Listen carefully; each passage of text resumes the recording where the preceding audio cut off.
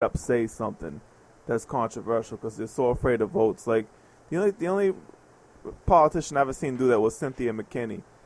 Well, it's not just about votes; it's about the money that they're I know, getting. but it's just like I want to see someone who'll say something. Barack fails in that way too. He didn't say anything. Well, he's got a lot to lose. I know, but that's a shame. I mean, he got one more term left. You just need to start saying stuff. I mean, are they holding his family hostage? Are they saying, if you don't do what we say, we're gonna take out your daughter or something like that? Is that what's going on? Like, I mean, it's just he doesn't. No, none of them. We don't have any great speakers.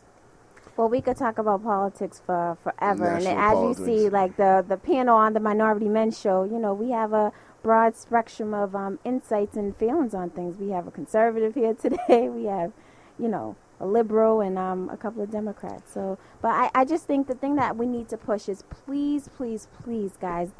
We had a practice run, and I know when I went to vote, there were a lot of my neighbors who didn't go out.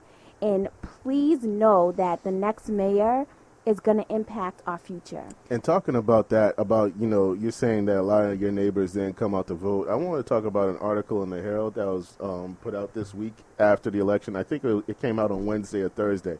And it was written by Eugene Rivers III. He's a reverend in the city.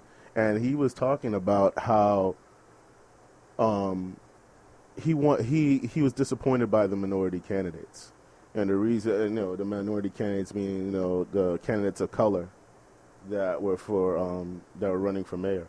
And the reason that he was disappointed in them is that he would have liked them to collaborate with each other and say, hey, you know what? If I'm not at 10% in the polls, or if I'm at 6 or 7%, how about I give up my piece so that the top candidate has a chance? So for example, he would have liked to see Barrows drop out of the race because Golar Ritchie was at around 10% and give up his candidacy so that the people supporting him could support Ritchie. And he said that he would have liked to see that from Barrows, Arroyo. I totally disagree with that. What do you think? Because he wanted to see a minority candidate. Now, do I necessarily think that Golar Scott Ritchie would have been the one for me? Not necessarily, but I understand his thinking. What do you guys think? Well, for me, I think you can't really say that until you're in that person's shoes. You can't say drop out of the race because you've already established your party. You've already established people who are working with you. Now, for you to go to them and say, hey, I've given up, and what type of mayor would you be? But not even giving up. He's saying that they're sacrificing so that someone that sees a lot of their ideals in the same manner, can have a chance. Maybe those two individuals' ideals are totally different. And I think a lot of the minority candidates, they were very, very different. So I think, with that being said, I think, on the outside, people would like to see that, but at the same time, does that make sense? It would be different if you're looking for a vice mayor. It will be different. Yes, now I understand that once that particular part of it, then you can collaborate with somebody else. But in actually preliminaries, I can't see it. Because if I voted a preliminary where you go from 12 to 2. Well, but if I voted for that person that was 2, I want to see him to the end. He or she to the end. Now, if that person decides because they only had 2% and they gave up, then I'm like, all right, cool. Then now I have to look at them differently. But now, okay, if one of those individuals made it to the last standing, then I would say, okay, now you can go ahead and collaborate with that person, or build your force together. This reminds me of something that happened in 1992 during the presidential election. There was George Bush. Two different things, though. Stop. George Bush. There was Bill Clinton, and there was Ross Perot. Now, Ross Perot and George Bush see things very differently, but yet Ross Perot managed to suck votes away from George Bush so that Clinton could get into the presidency. Now, what's going on here is that you have minority candidates. You have, I can't remember exactly how many minority candidates were there. There was Barrows, there was Arroyo, and there was Charlotte Golar Ritchie. Is that the 3? That would be considered candidates of color. But I don't know if he's considered himself. I don't know if he's Italian. No, there was another There was others. No, there was what's his was a name? police The former police officer. Charles What's his name? Clemens. Charles Clemens. There was another black gentleman. I forget what his. Oh, Yancey. There was Yancey. There was Yancey, but there was another one he was the bottom. Okay. I don't even remember. So we're talking at least 5 candidates of color that were running for mayor, and then you have one that came in 3rd place, who was Golar Scott Ritchie. Now, if one of these candidates, one of them, would have said, you know what, I look at this, I have 3%, I have 3,000 votes. If I can give her my 3,000 votes, what does that mean to me? Does it matter to have a candidate of color make it to the final 2? Blue, what do you think? Yeah, I do. I think if the city has such a large population of brown and black people, I think it would have been better if a person of the same origin won. Yeah. So I agree with what you were saying about giving up the race. Yeah, and it's a matter of sacrifice. And it reminds me of the crab theory. You have all these people that are vying for one spot, and there's a lot of ego involved in politics now. How much are you willing to sacrifice to see your people succeed? I think the only difference is I agree. Well, I know the candidate that I was supporting, he/she, because I don't want to give away who it was. They were on board with having whoever the candidates were running also be a part of their cabinet. Yes, I remember that a lot of the candidates were collaborating. So I know that, but they wanted to have that final decision, and one of them was like they wanted to get rid of, start from scratch, get rid of everyone there. And at the end of the day, there were probably people who were running, just to get that publicity. Because remember, if you're running for mayor, you get the newspaper press, you also get social media press, you also get video press just on news and shows like that. So you are able to rant about whatever. And talking about, there are those superficial people who wanted to run that way and just get out whatever their personal agenda was. But I think there were candidates who were really, really passionate about changing Boston, changing the neighborhood. I know, and I liked them. I liked what all of them had to bring to the table, and but yeah, I was just kind of wondering that Eugene Rivers article kind of made me think about it for a second. It's always easy to be the sideline quarterback though too. Oh, Monday morning quarterback. Yeah, well, I say sideline because not everybody says Monday morning, but sideline because if you're in that same predicament, if what's his name, Eugene? Yeah, Eugene Rivers. Reverend Eugene Rivers. Reverend Rivers was in the same shoes. Would he have said, let me sacrifice my votes to partner up with somebody? That's a good question. That's a good question because it takes a lot. It takes a lot to do that. And, it's not easy for someone to give up their ego. And, especially when they feel driven enough to run for political office, which is not easy.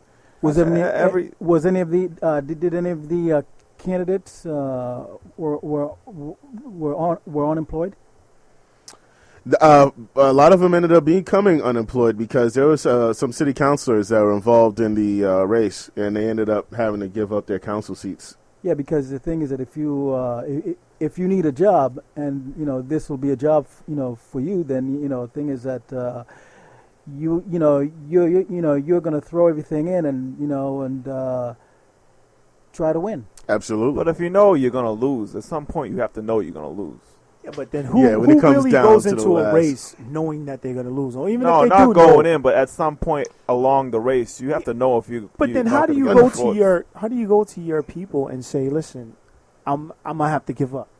Are you going to respect the leader that's going to say, I'm going to have to give up? No, but you have to explain why you're not giving up, that you're passing the torch so that someone has a chance to represent, the whole city. Well, I'm honestly not complaining because, my top choice didn't get in, but, one of the ones that I'm okay with supporting, who I do think that's going to better my family, myself, is still in the race. So I just have to, support him. Yeah. Support him now. I know that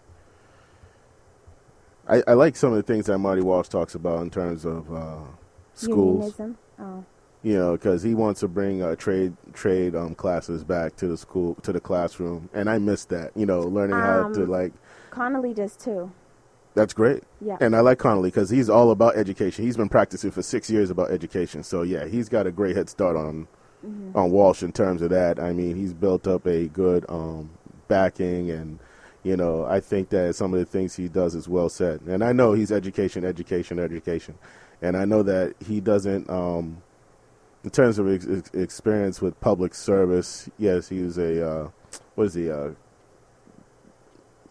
state representative, John Connolly. I believe know. he's state I representative. can't remember, but I think the most important thing, what we're saying here to the listeners, is to make sure you go out and vote, because if more people went out and vote, there could have been a minority opposition for one of these gentlemen. Yeah, that's true. 60%. You know, I forget so what newspaper. so for people to 60% say, voted. there's not a minority in office or there's not a minority running, that's on you. Yeah. You have to take responsibility for that because you didn't vote. Yep. I looked at the true. individuals that were up and down my street, and I saw none of their names checked off. So now when the street sweeper doesn't come by my street, I'm going to blame them because they didn't vote. Yeah. You don't have a voice if you don't vote. You can't say much if you don't vote. So get out there and vote.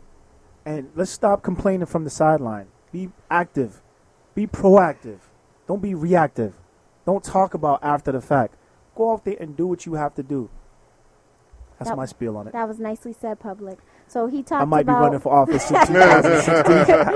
That was nicely put, Public. So he was talking about, taking care of your community. And we're going to switch gears a little bit and talk about taking care of yourself. I think a lot of times we neglect our health. So this segment is called More, Motivating Others Through Real Experiences. And it gives the minority men a chance to give a voice to the voiceless. So we have our special guest, Mr. Wayne Wilson. And he's going to be talking about his story. So without further ado, Mr. Wayne Wilson. Hello, I'm Wayne Wilson. I'm a Boston firefighter, off injured, and married, father of triplets. Triplet? Man, Yeah. Dang. Yeah, it's a Man's full working. man. Yeah. So going to work is easy. Oh yeah. Kids at home. Yep. Going to work is easy. Now, there's a reason why you're out right now, and Correct. it's because you were affected with cancer. Correct. And this month being Prostate Cancer Awareness Month, you are dealing with prostate cancer right now. Yes. And can you let us know about your story? Tell us about how this started. This was started about February. Even beyond that,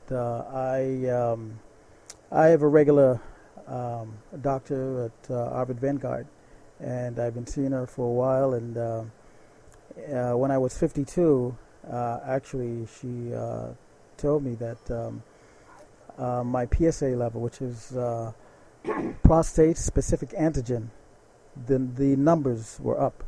So at the time it was 3. So she said, not to be alarmed or anything, but, just to be cautious, I'm going to give you a referral to a urologist. So she gave me the referral, and I went with to see the urologist. And so I saw him like every 3 months